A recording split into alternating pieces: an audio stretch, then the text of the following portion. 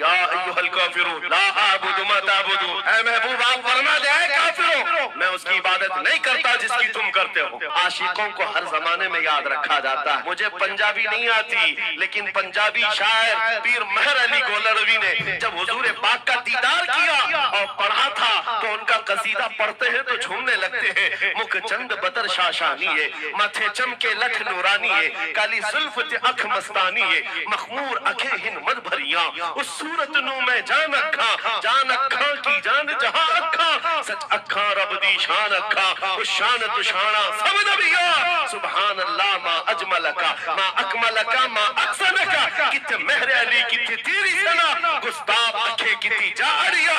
اور اسی کی ترجمانی بریلی کے امام نے کیا تھا کہ وہ کمال حسن حضور ہے کہ گمان نقص جہاں نہیں، یہی پھول خار سے دور ہے، یہی شمع ہے کہ دھواں نہیں۔ آپ کو حالات کے اعتبار سے کبھی کوئی ایسا ڈیگریڈ کرتا ہو اور تمہیں ایسا سکھاتا ہو کہ اب تو تمہارا فیوچر ہی نہیں ہے، تب اس سے کہو قرآن کہتا ہے وَلَلْآخِرَةُ خَيْرٌ لَكَ مِنَ الْأُولَىٰ، رب فرماتا ہے محبوب کی ہر آنے والی گھڑی پچھلی گھڑی سے زیادہ بہتر ہے۔ اندھیرے میں ہم بیٹھے تو اس کا مطلب یہ نہیں ہے کہ صبح ہوگی ہی نہیں، صبح تو ہونی ہے، اجالا تو آنا ہی ہے، لیکن آپ سب کو میرے عزیزو اس دور میں جس پر جمع رہنا ہے وہ کیا ہے؟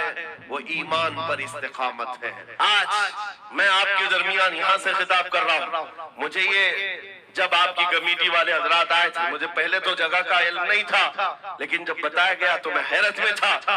ادھر ہی قریب میں کمشنر ہاؤس بھی، ہاں یہی سامنے آ کر کے ہمیں خطاب کرنا ہے، کوئی بات۔ آج یہاں سے لے کر بنگال کی کھاڑیوں، گجرات سے لے کر کشمیر تک ہر جگہ تقریباً 22 اسٹیٹ میں میں جا کر دیکھ کر آ رہا ہوں، پچھلے 200 جلسوں سے خطاب کر، ہر جگہ کا ڈی این اے مسلمانوں کا ایک ہی ہے۔ حضور کی محبت پر امتحان دینے کے لیے ہر جوان اگر تیار ہے تو پھر آگے بات کی جائے گی۔ بار بار تمہیں کوئی کچھوکے دیتا رہے، وسوسے ڈالتا رہے، سوشل میڈیا پر تمہارے جذبات کو ابھارتے ہوئے تمہارے لیے گندی باتیں کرے کہ یہ کٹ رہے ہیں، ملے کاٹے جا رہے ہیں، مارے جا رہے ہیں، غزہ میں ان کے ساتھ ایسا وناش کیا جا رہا ہے، 20,000 لوگوں کو مار مار کر بارود سے راکھ بنا دیا گیا ہے۔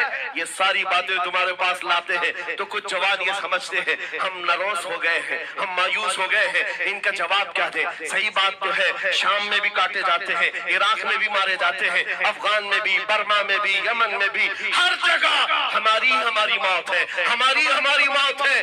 اور اس کو ظالم یہ بتا کر کے یہ کہتے ہیں کہ دیکھو اگر تم سچے ہو، تمہارا دین سچا، تمہارا خدا سچا، تو اتنے مارے کیوں جاتے ہو؟ تم نا امید اور مایوس نہ ہونا، اے نوجوانوں بات اتنی کرنا، اتنی بات کرنا۔ اے نادان تجھے پتا نہیں ہمارا مسئلہ کیا ہے، تجھے پتا نہیں ہمارا مسئلہ کیا ہے۔ ہم جو ہے نا وہ رسول اللہ کو شمع سمجھتے ہیں، اور جتنے ہیں یہ پروانے ہیں، اور پروانہ ہوتا ہی ہے مرنے کے لیے۔ صلاح الدین کی ایک بات بہت مشہور تھی، وہ بڑے بڑے قیدیوں کو آزاد کرنے میں مشہور تھے، بڑے بڑے جرنیلوں کو، سپاہیوں کو آزاد کرتے تھے۔ 1,00,000 سے زیادہ سپاہیوں کو آزاد کیا جو جنگ میں قیدی ہو کر آئے تھے، بہت سارے لوگوں کو آزاد کیا۔ ارنیس کو جب گرفتار کر کے لایا گیا اور پھر صلاح الدین ایوبی کے پاس پیش کیا گیا، پوچھا صلاح الدین نے کیا گمان ہے تیرا میرے متعلق؟ اس نے کہا اب تک جو سنتا آیا وہی ہے کہ آپ رحم دل ہیں، خیر خواہ ہیں اور بہت جلدی آزاد کرتے ہیں۔ صلاح الدین نے کہا اب تجھے اگر آزاد کیا تو اللہ کا عذاب آ جائے، اللہ کا عذاب آئے گا۔ اور اس کے بعد تلوار اٹھائی، اس کی گردن پر رکھا۔